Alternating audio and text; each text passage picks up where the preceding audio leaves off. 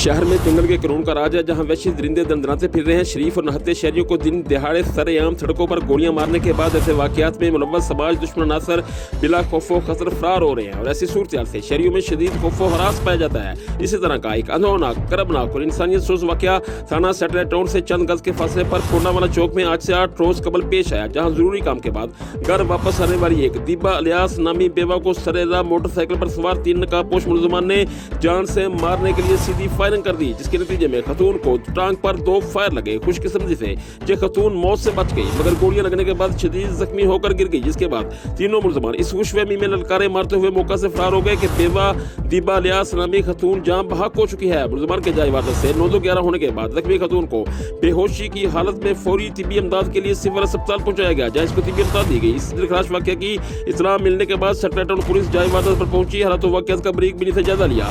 जख्मी खतून का अस्पताल में बयान करमबंद किया और खतून की जानब से नामजद किए जाने वाले मुलजम हमजा भट्ट और दीगर 2 नामालूम मुलजमान के खिलाफ कत्ल और इक़दाम कत्ल की दरख्वास्त के तहत मुकदमा दर्ज करके FIR में नामजद मुलजम हमजा भट्ट को गिरफ्तार कर लिया, जबकि बाकी 2 नामालूम मुलजमान आज वाकया के 8 रोज बाद भी सैटेलाइट टाउन पुलिस की पहुंच से दूर हैं। जबकि गिरफ्तार मुलजम पर भी खतून की जानब से पुलिस की तरफ से प्रोटोकॉल का इल्जाम लगाया जा रहा है और कहा जा रहा है कि पुलिस उनके साथ तावन नहीं कर रही, जबकि गिरफ्तार मुलजम के साथ मुकम्मल रायत बरती जा रही है। जबकि जख्मी खतून दीबा अलियास की जानब से यह भी कहा जा रहा है कि उसे गोलियां मरवाने में DHQ अस्पताल की MSO medical social officer madam Sumera का किरदार भी नजरअंदाज नहीं किया जा सकता, क्योंकि उसने अस्पताल की MSO medical social officer madam Sumera के खिलाफ एक दरख्वास्त दे रखी थी और MSO की जानब से इस दरख्वास्त को वापस लेने के लिए उस पर मुकम्मल दबाव डाला जा रहा था। संगीन नताइज भुगतने और इसको मंतकी अंजाम तक पहुंचाने की मुसलसल धमकियां दी जा रही थी MSO की जानब से। सैटेलाइट टाउन पुलिस DHQ अस्पताल की मेडिकल सोशल ऑफिसर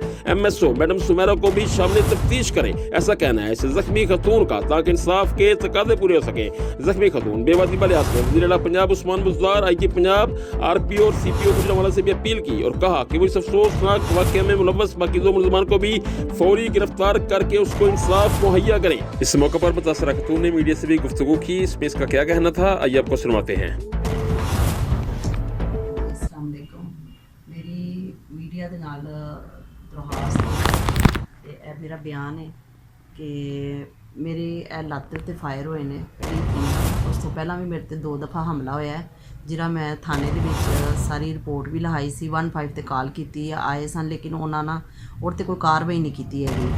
ऐ हुण है मेरे जड़े ने सबूत भी सारे लै गए हुए ने, अपना फिल्मां भी लै गए हुए ने, जिहदे सारा साफ दिसदा है कौन है। तो FIR भी बकोल उन्होंने दे के असी कट्टी हुई है और कापी नहीं देंगे पे, हुण तक जलील ही करते हैं पे। बच्चे मेरे ने वो पढ़न वाले ने, उन्होंने अलिफ तो ये दा नहीं पता है कि थाने की होंदा है। वो जाते हैं तो उन्होंने कह देंगे ने फलाना गए ने, नफली दे गए ने, चक्री दे गए ने, उन्होंने चक्कर च पा दिता होया ने। वो जाते हैं आ जाते हैं। मेरे इस तो इलावा भी इत्थे मैं कई दरखास्तां दित्तियां सन 3-4 दे उत्ते, ते ओह सुलह सफाई दे सही हो गया सी। मैनू कईयां दे उत्ते शक है, मैनू एक दिन ही कई लोगों के शक है। फिर कुछ देर पहला मेरा ऐसे गौरमेंट हस्पताल एक औरत सुमेरा और को मैं फ्री जाके मेरा मरकज़ की तरफों सी बनया होया कार्ड समझ लवो, तो मैं जाके तो दवाइयां लैनी सा। वो मेरे उत्ते बड़ा मतलब जड़ा ना प्रैशराइज़ करती सी, देंदी भी नहीं सी दवाइयां, तो फजूल गल्लां करती सी। वो भी मैनूं कहंदी सी मैं तेन थ्रैड करांगी, मैं तेनों इंज करांगी, करवा दांगी, ये कर दांगी, वो कर दांगी। इस तो इलावा होर भी ने जिन्हां दे उत्ते मैनूं शक व शुबा है, लिहाजा मेरी वज़ीर आला पंजाब कोल दरखास्त है कि मेरे वास्ते कोई सद्दे बाप करन। मैं बेवा औरत हाँ, मेरे बच्चे 3 बच्चे ने, वो पढ़ते हैं और छोटे ने, तो कोई मेरा साथ नहीं दे रहा, तो मेरा साथ दवो तो इन्हां सब दे उत्ते कार्रवाई करो। और खास तौर पर पुलिस के उत्ते, क्यों वो बहुत सुस्त रवि का शिकार ने। कदी कहते हैं असीं बंदा फड़िया होया है, तो जे बंदा फड़िया है तो दहान किहड़ा फड़िया होया ने, तो बहुत आंदे ने, तो कोई 4-5 दिन बाद आए ने, तो सानूं आके फिर कहते हैं जी डिकलेयर करवाओ, नतीजा डिकलेयर करवा के देने, तो अगों आप गैब होंदे ने। लिहाजा तुहाडी दरखास्त यही की जाती है कि तुसीं मेरे उत्ते थोड़ा सारा रहम करो, तो मेरी इस चीज़ के उत्ते गौर करो, तो इन्हां दे उत्ते वाकई करार सज़ा दी जाए, इन्हां सब दे उत्ते इंक्वायरी की जाए, इन्हां सब दे उत्ते।